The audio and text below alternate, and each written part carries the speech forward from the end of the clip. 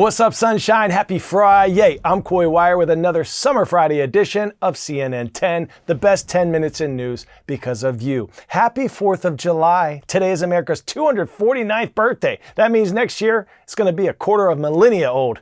Hope you had an awesome week. Let's get you your news, knowledge bombs, and scintillating storylines before we head into the weekend. We begin with a whole new world for college sports, where schools will soon be allowed to start cutting checks directly to athletes. And this is in addition to the scholarships many of the athletes may be already receiving. At the end of June, a federal judge formally approved a deal between the NCAA's big conferences and lawyers representing all Division I athletes. So, as of July 1st, schools can pay their athletes directly. As part of the deal, the NCAA is going to pay $2.8 billion in back damages over the next 10 years to athletes who have competed in college at any time from 2016 to present day. Moving forward, the Power Conference schools can now directly pay athletes, which has always been an absolute no-no. There will be a cap that's expected to start at $20.5 million per school, and it's expected to increase each year. And that money has to be spread through all sports programs. Now, this is separate from the money that some athletes may be able to secure through name, image, and likeness deals. NIL deals are where brands or companies pay athletes for endorsing their products or services through things like commercials, advertisements, autograph signings, or appearances. But those NIL deals will now have to be approved by a new middleman, so to speak. Over the past few years, college sports has become like the wild, wild west when it came to athletes committing to a school or transferring to another school strictly due to NIL money that was being offered. What's not debatable is that this new model does bring stability and fairness to student athletes in college sports. And we've been in an unregulated environment with no rules and no enforcement. We're now going to have a foundation and structure laying out those rules.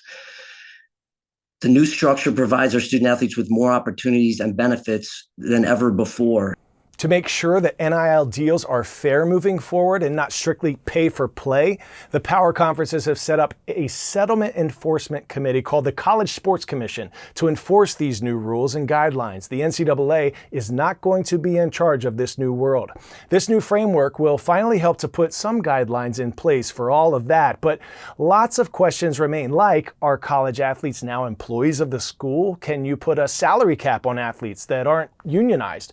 Well, the NCAA and its schools are hoping that federal lawmakers will step in to help solve the remaining problems with these issues. What do you think? Do you think colleges and universities should pay their student athletes? Why or why not?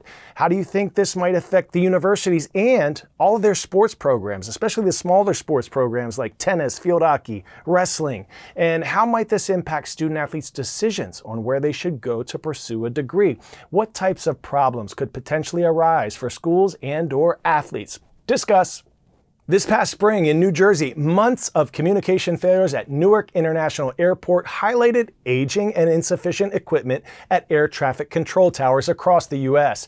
It also led to some controllers walking off the job and staffing shortages. The Transportation Secretary just announced some upgrades that should drastically improve some of the radio-to-radio communications, but nationwide, he says there is more to be done.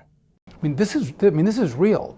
And you've actually lost controllers because they were so stressed when that happened. And so what I would tell you is what you saw in Newark, you will see variations of that through the airspace in the coming years unless we undertake this mission. In the meantime, airline pilots need to be able to react instantly if or when they lose contact with a control tower. Our Pete Muntean got an exclusive look at how this all works. Ready to go? I'm at the controls of a Boeing 737 MAX simulator here at United Airlines Flight Training Center in Denver to see what pilots experience when air traffic control goes dark. It's the latest challenge for them after flights in and out of Newark faced repeat failures of radar and radio earlier this month. We don't have a radar, so I don't know where you are. Along with me is Captain Miles Morgan, who heads training for United. Would you say that these issues at Newark have caused any sort of degradation of safety? Not at all. Safety for us, if you've got pilots that are operating into the airspace, it is safe for us to do so. We are 100% confident in that. This is some of the busiest airspace in the country. If air traffic controllers lose their radar scopes, Traffic.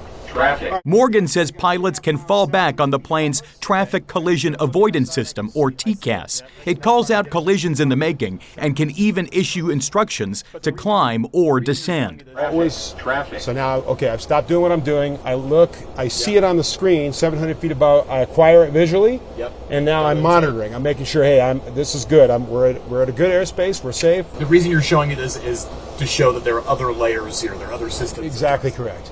We have a lot of different layers, and a lot of them rely on the external world, but we all have this internal system that our airplanes will talk to each other. But when controllers can't reach flights via radio, Morgan says pilots would try a previously used radio frequency. Push this button, the previous frequency pops back up. Try the emergency backup frequency. This would be a backup if we couldn't raise it any other way. Use data link text messaging to communicate with the airline. And I could say need frequency, and dial in a transponder code that signals that communication has been lost. Decades-old redundancies that air traffic controllers are trained for too. We were always prepared for it. The pilots are always prepared for it. Unfortunately, we're having to use those safety nets. So I'm going to start putting some flaps in for you. Maybe to prove that flying is safe, Morgan even let me do the landing. A little flare. Perfect. Boom. Not my worst, as airlines insist the worst will not happen when air traffic control fails. I don't really worry when something is a little abnormal. We're trained for all these abnormalities. It's not just this, we're constantly training for whatever could be going wrong and how to make a decision to rectify that. Pop quiz, hot shot. Which country has the largest estimated population of sharks in its surrounding waters? United States, Brazil, Australia, or Thailand? If you said Australia or United States, we're giving you 2 thumbs up, as marine biologists have tracked millions of sharks on both countries' borders. Though the city with the most shark-infested waters globally, that's New Smyrna Beach in Florida. Now to some rare behavior between 2 shark species caught on video.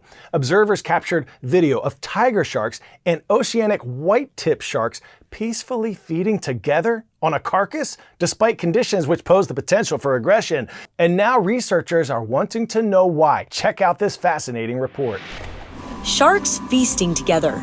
A sight rarely seen, but observers witnessed this fascinating gathering off the coast of Hawaii's Big Island. To our knowledge, this is the first study of its kind to document the 2 of them in a feeding aggregation together. The study, published in Frontiers in Fish Science, highlights the surprisingly peaceful feeding of at least 12 sharks from 2 distinct species, tiger sharks and oceanic white-tip sharks. Sharks tend to be solitary hunters.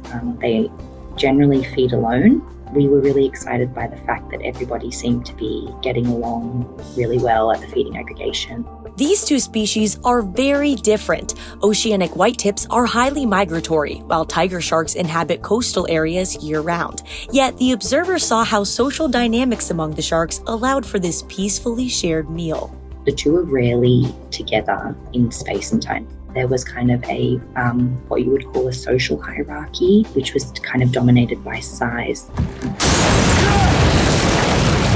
The study suggests sharks are not vicious and aggressive as often portrayed in movies. There were 3 people in the water documenting this event on camera over 8.5 hours. And at no point in time did any sharks bother any of the photographers. Researchers hope this provides a less frightening perspective of sharks while still reminding people to respect their space and avoid provoking or antagonizing them.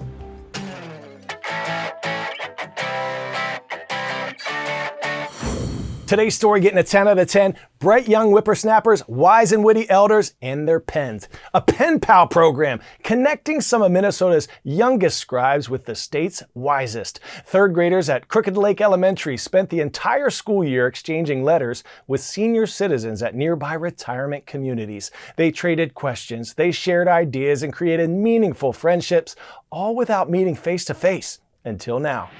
I've looked forward to this all year because I think that their letters have been absolutely wonderful. It was really fun to learn about her story and I couldn't wait to meet her, and now it finally came. It was like kind of getting like a Christmas present.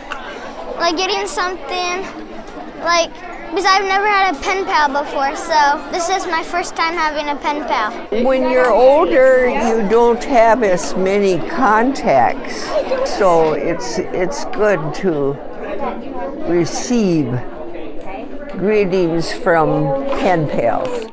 In their final week of school, students got to meet their pen pals. They showed them around their school. They ate lunch together. Their teacher, Miss Norton, said the year-long project was invaluable, and she hopes to keep it going. Really great opportunity for the kids to practice their writing skills, organizing their thoughts in letters, editing, publishing, revising. Great opportunity for them to connect in the community with somebody that they wouldn't normally connect with. The power of caring. Make someone smile today. You never know when, but you might be the light someone needs. Rise up, everyone. Follow me at Coywire on the socials for some updates and announcements about the show. Play that Friday music, Nadir. Our shout outs for the week are going to Miss McGurdy and Miss Maganoy at Thornton High School in Daly City. Check this stuff out. These awesome greeting cards they made through their recycled paper making class. The detail, the precision, the creativity. Stunning. Thank you. And this shout out goes to all my Panthers at Pilgrim Park Middle School in Elm Grove, Wisconsin. I mean, this swag bag is elite. We have some 3D printed models in here. We have a t-shirt that is signed by all 300 sixth graders at the school. Thank you for making us part of your day. Rise up, Panthers. Finally, my last shout out goes to all those wrestlers. Coach Rabin at McMinn County High School, much respect. Now, I played football in the NFL, but I must say wrestling was the toughest thing I ever did. Keep working hard, study harder. Cheers to all of that. Thank you, McMinn. You are more powerful than you know. I'm Coy Wire, and we are CNN 10.